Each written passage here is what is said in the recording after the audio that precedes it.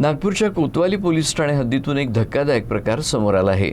Steroid खरेदीसाठी 2 अल्पवयीन खेळाडूंनी मेडिकल स्टोअरमध्ये चोरी केली आहे। पोलीस तपासामध्ये हे दोघंही त्याच मेडिकल स्टोअरमधून प्रिस्क्रिप्शनशिवाय स्टेरॉइड खरेदी करत असल्याचं समोर आलं आहे। नागपूरच्या कोतवाली पोलिसांना एका मेडिकल स्टोअरमधून रोकड चोरी झाल्याची तक्रार प्राप्त झाली होती।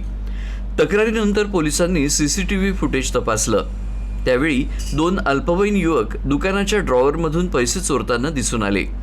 दरम्यान क्राईम ब्रांच युनिट क्रमांक 3नं दोन्ही अल्पवयीनांना ताब्यात घेऊन चौकशी केली असता धक्कादायक माहिती समोर आली।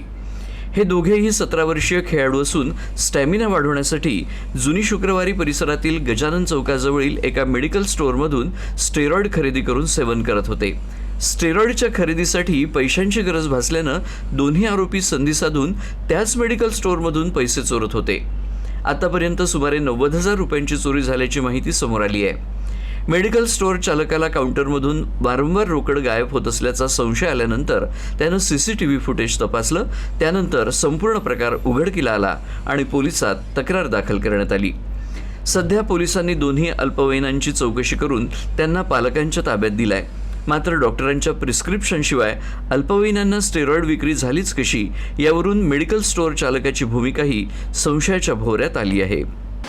मुलांकडे त्यांच्या पालकासमक्ष याबाबत विचारणा केली तर त्यांचं असं म्हणणं आहे की ते दोघंही ॲथलीट्स आहेत, स्पोर्ट्समन आहेत आणि ते मेडिकल दुकानदार जे आहेत त्यांनी त्यांना स्टेरॉइड घेण्याची सवय लावली असं त्यांचं म्हणणं आहे। आणि ते स्टेरॉइडची काही बोटल पण आम्हाला त्यांच्याकडून प्राप्त झालेली आहे की कुठल्याही प्रिस्क्रिप्शनशिवाय त्यांनी दिल्याचं ते सांगत आहेत। याबाबत आम्ही खात्री करत आहोत आणि मुलांनाही आम्ही त्यांच्या पालकांच्या ताब्यात देऊन बाकीच्यांनाही आमचं असं आव्हान राहील की कुठल्याही स्पोर्ट्समनला कुठले स्टेरॉइड घेतल्यामुळे काही खूप जास्त फायदा होईल किंवा त्यांचं खूप मोठं याच्यामुळं नाव होईल असं नाही आहे। याचं नुकसान मात्र 100% होऊ शकतं। याच्यामध्ये तुम्ही डोपिंग टेस्टमध्ये आढळून आले, स्टेरॉइड घेतल्याचं आढळून आलं तर तुमचं पुढचं जे करिअर आहे, स्पोर्ट्स करिअर, ते पण संपू शकतं।